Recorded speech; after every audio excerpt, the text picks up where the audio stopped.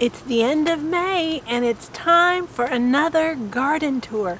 So come on, let's see how the garden is growing in the month of May in Garden Zone 9A.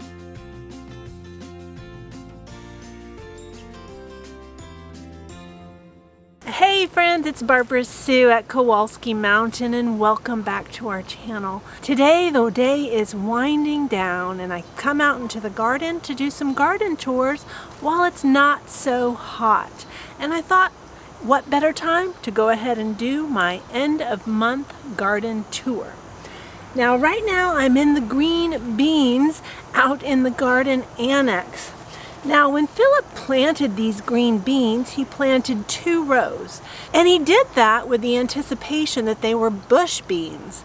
And bush beans would be easy to manage in 2 rows side by side like this. But he realized when he was completely finished, they weren't bush beans, they are pole beans. And so we had to put up fences to let the beans climb, and they did, and the rows are really close together. But I'm gonna go ahead and see if I've got any green beans growing. So let's check it out.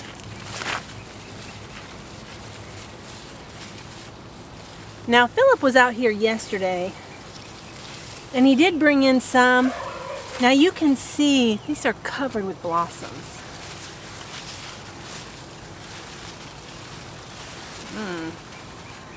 Got some holes too. Oops.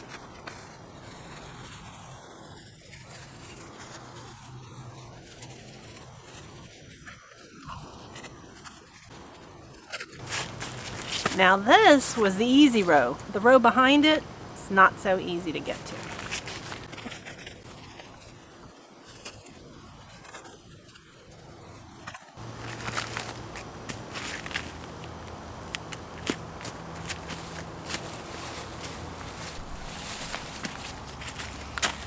Well, not too many today, but I have one more spot to pick green beans in. Let's check out the blossoms, because you'll see that those green beans are coming.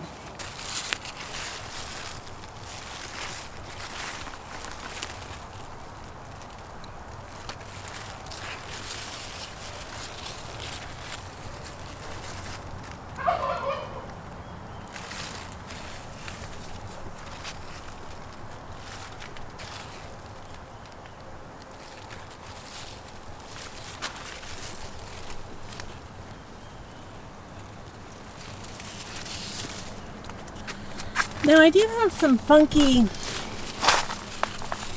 something going on here. I'm gonna have to research and see what does that. I noticed that plant's doing that. Here's some more blossoms. Now this is a loofah. I probably shouldn't have let it grow here, but I did. It really shouldn't be here.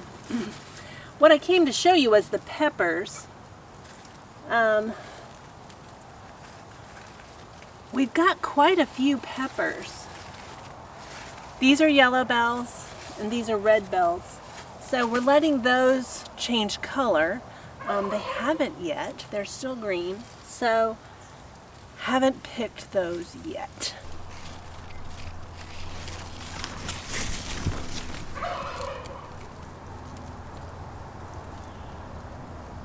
Now Philip told me to go ahead and pick any of the green bell peppers that I found. These last 2 plants are green bell peppers, and I don't know.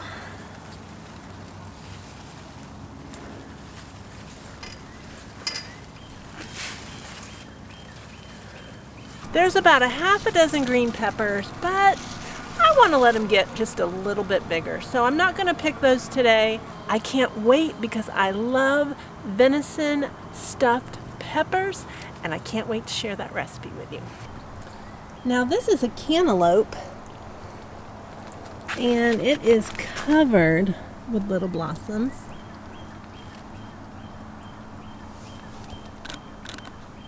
Philip's training it to go over this wire. I don't know if there's any cantaloupe yet, but lots of flowers. Now this side of the garden belongs to Joy, and she's on vacation, and she told me to go ahead and pick stuff if I found some.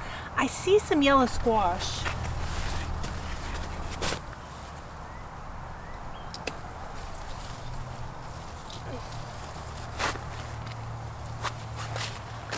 Pretty good size yellow squash. Now she actually has quite a bit more, but I don't like yellow squash.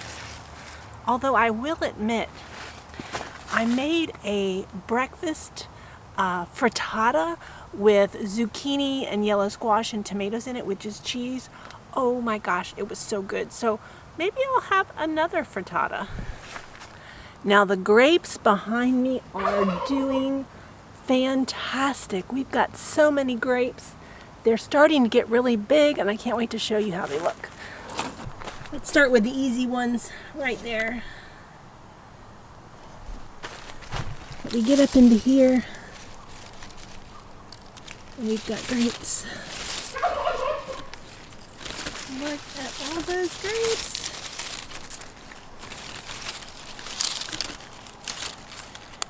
Last year we only harvested a few grapes.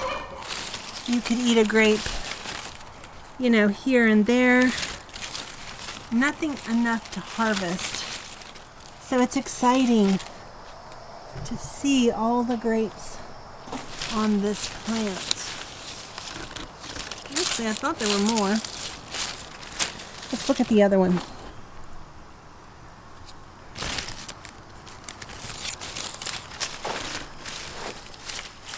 Now these are slip skin grapes, so they're really good for you to kind of break them open and suck on the inside, but the skins are kind of tough, but they make really great juice, and I need to get my steam juicer so that I can check this out. Well, one thing that I've been kind of disappointed in the garden is the zucchini. Now, I wasn't going to plant zucchini originally, but when we went ahead and planted in the garden annex, that was one of the things I really wanted to plant.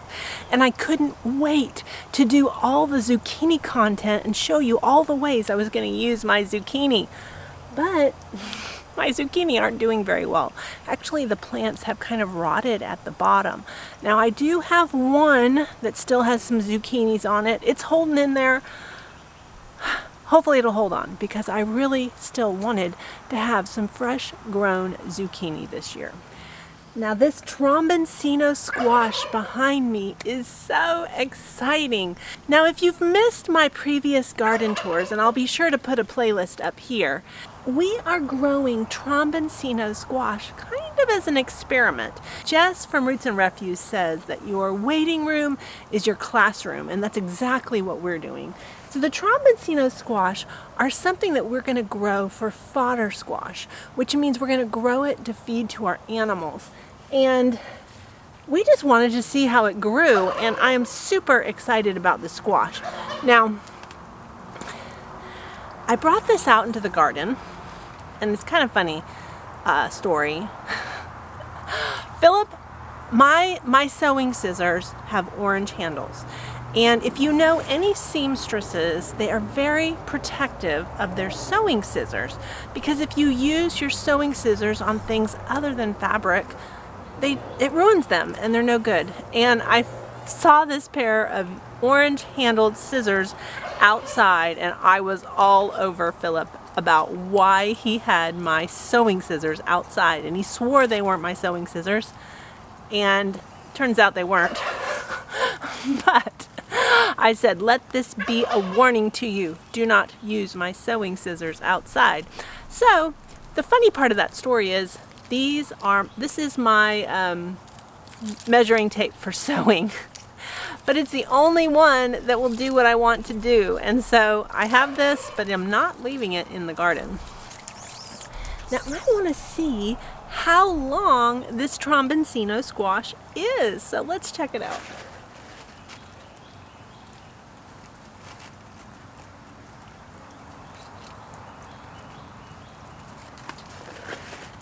Oh my gosh, it's 32 inches long. I'm so excited. And you know what? I don't even know when to harvest it.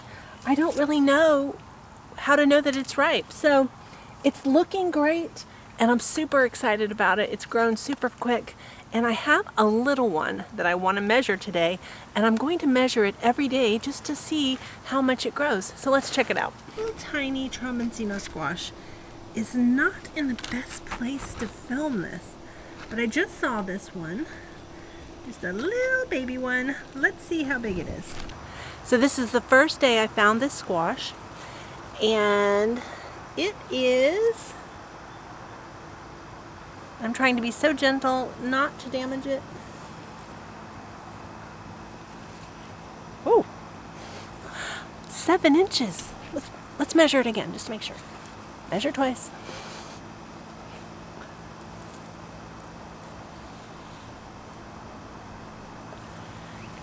Including the flower at the end, it's 7 inches, so we could say that it's about 6 inches long, and that's on the first day I found it. I can't wait to see how fast this thing grows. Now I've got a couple more. We had one get caterpillars in it already.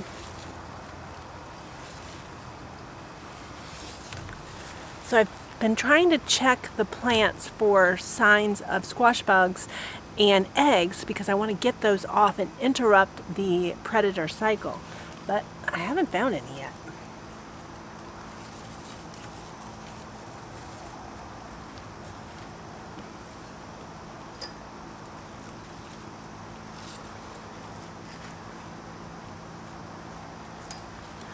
Well, that one is 17 inches long, and it's just a baby one.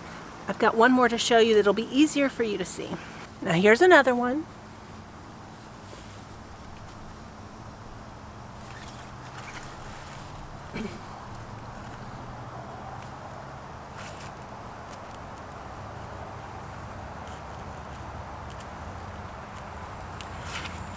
"22 inches long. That's crazy.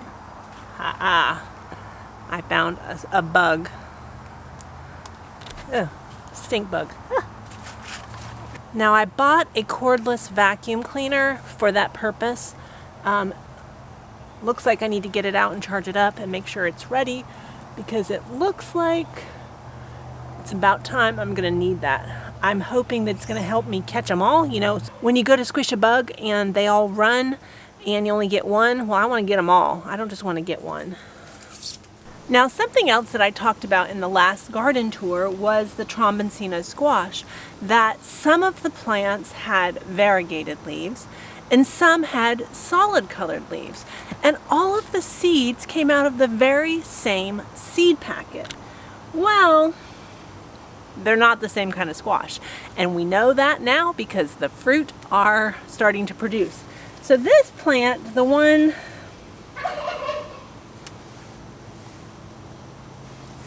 I think the variegated leaves, they're producing this round squash.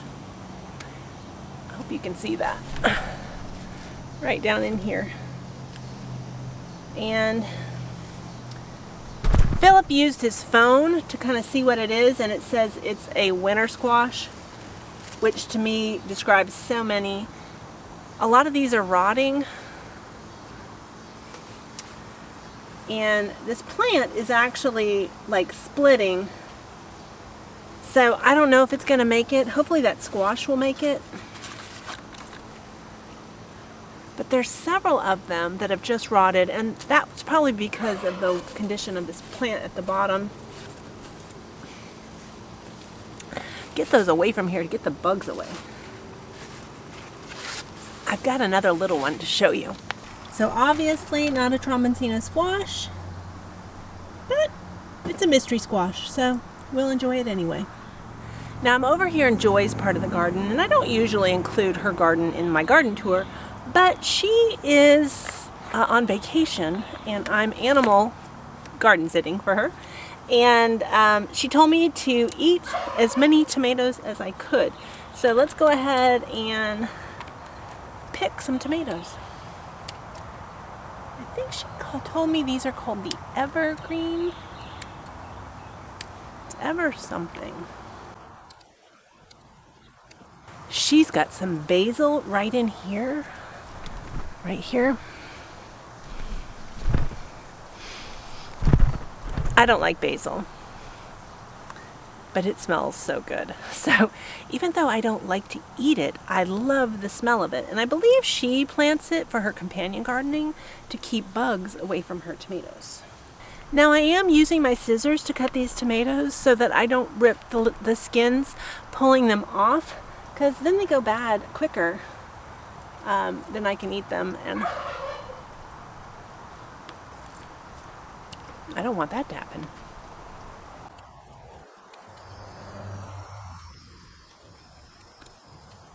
They smell so good. I love the smell of fresh tomatoes on the vine. I love it. Now some of these I'm going to let get a little bit more red, but she has another plant. This one has even more.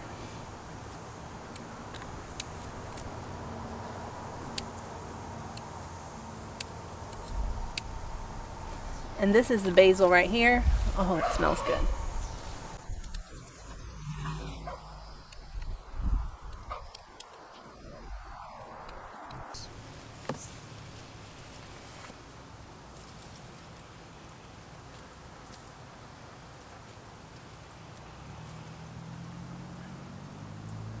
I haven't had supper yet.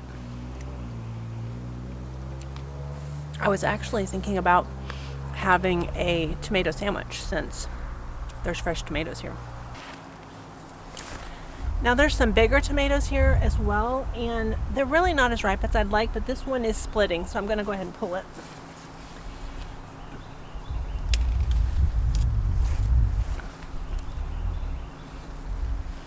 I've actually got a really good haul here from Joy's garden today, so I'm really excited about it. Oops, I got another tomato here that I ripped. I'll have to eat that one. That's about all we've got here in the garden annex. Let's go over and check out the container garden. This is the green stalk, and I planted it exclusively with green beans.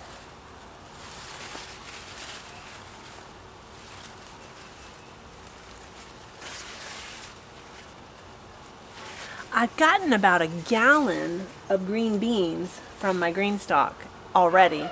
It's been crazy how much I've gotten from this. We've been having to eat green beans every day just to keep up with them.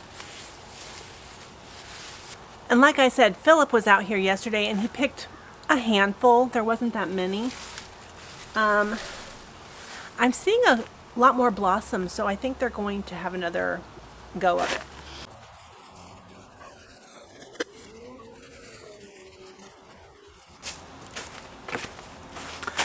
I only found that one and I ate it. So let me show you the blossoms. Oh, I found one. Here's one. I'm gonna let that one get a little bit bigger. Now these blossoms are really pretty because they're purple. And those other green beans had white blossoms. Now these are a bush bean, which is why I planted them in here.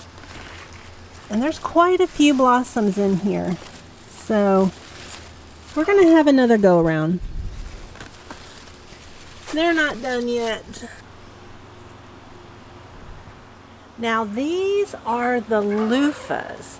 And if you haven't followed the garden tours so far this year, I didn't intend to plant loofahs in my garden this year. I have plenty, but they're growing everywhere. They're volunteer plants. And so I went ahead and potted them up.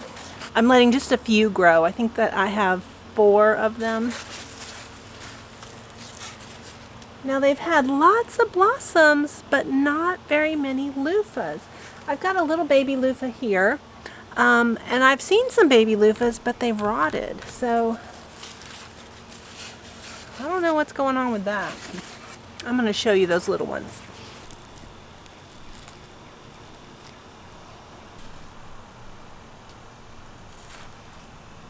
So it's evening and all the flowers are closed up. But they're sure pretty in the morning when they're blooming. Now this is my tomato patch. I intended to plant a bunch of tomatoes so I could have salsa and spaghetti sauce and all that kind of stuff. And these are actually like a cherry-sized tomato. Really should read the package. Note to self. That's fine. We'll still eat them.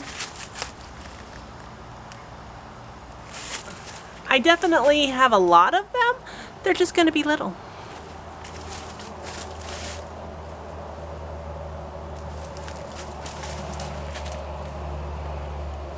Now I have a couple of tomatoes that need some help, so let's go ahead and take care of them. I noticed this tomato's going a little bit wild. I haven't been as attentive about making sure that they are, you know, strapped up.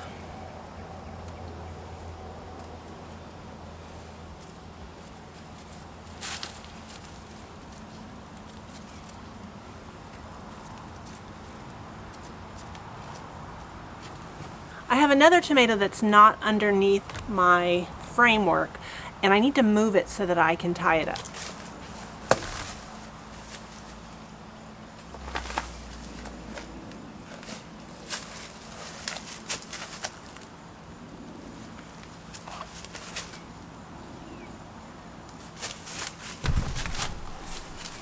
Now it's in a cage, but it's really leaning.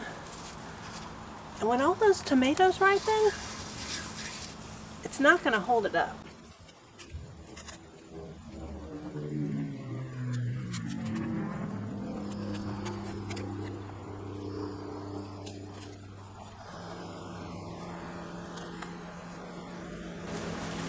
There, hopefully it'll stand up but just a little bit straighter.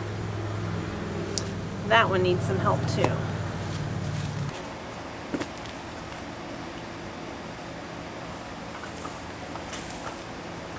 Now I actually prefer to tie my tomatoes versus cages, but we do have them.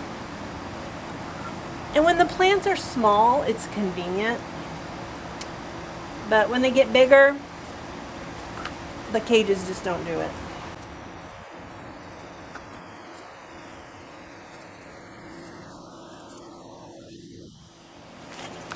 Now the last thing I want to do tonight is fertilize these tomatoes. Now I'm going to admit I'm not very scientific when it comes to fertilizing my plants. I just dump some in and I fill the bucket with water.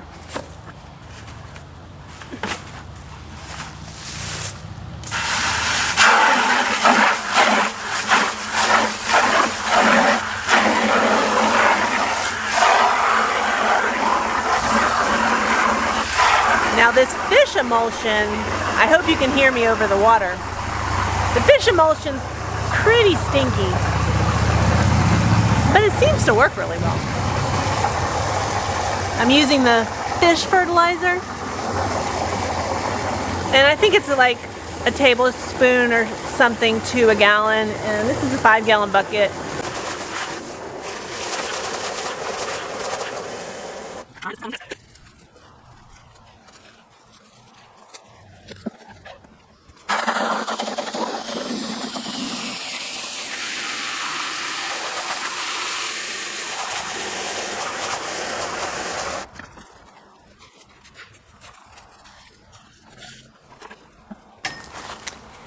Now I noticed that those loofahs are looking a little droopy and dry, so we're going to give them some of this fertilizer as well.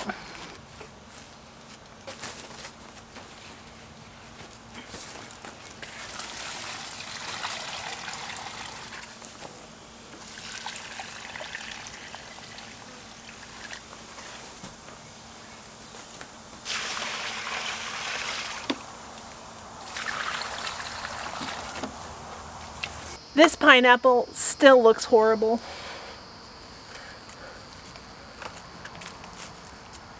It's still alive. It hasn't rotted. It's got new growth, so it's doing something, but it doesn't look so great, but still growing.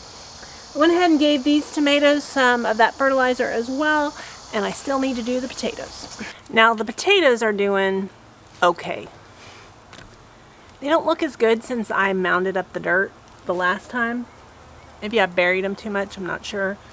But they're growing. Now we planted a lot of potatoes in Kentucky at the homestead at Kowalski Mountain. Now my garlic is looking amazing. I can't wait to harvest that. That's in Kentucky garden. And Philip's planting a whole bunch of other stuff. So we'll see what grows up there. When we plant up there, we're gardening on grace because we plant it and we don't touch it again until we go back. So we'll see how that stuff is doing when we return. Now, fertilizing the green stalk is always fun. Now, I've done it a couple different ways. I would put the fish emulsion right in the top, cover up the exit hole, and let it fill up so that it mixes all up, because I don't want the fish emulsion not to get mixed properly and the straight emulsion goes straight on the plants.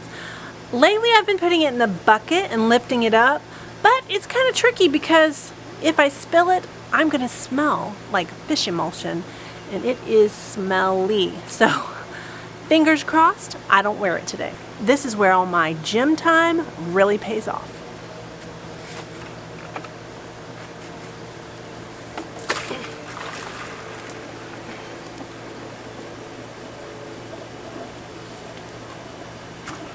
So far, so good.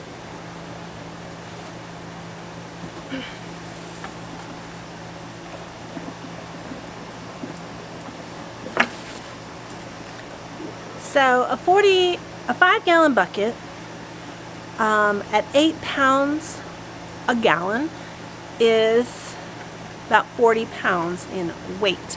And that was if it was completely full. It wasn't. Even if we say 4 gallons at 8 pounds, we're still talking 32 to lift up to my chest and not spill all over myself. Pretty darn proud of myself.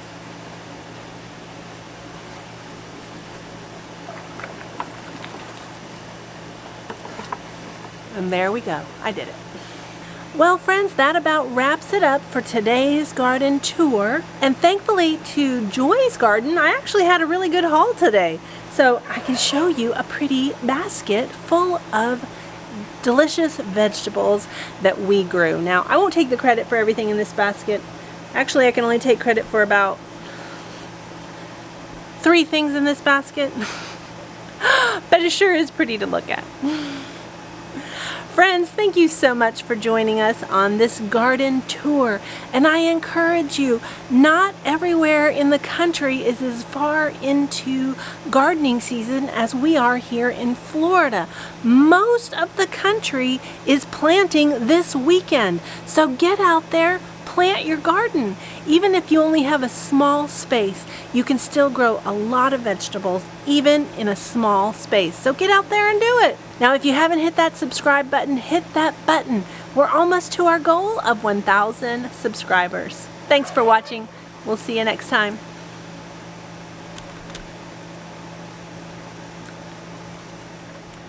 So I am having a tomato sandwich for dinner. My first tomato sandwich of the year, and it looks delicious.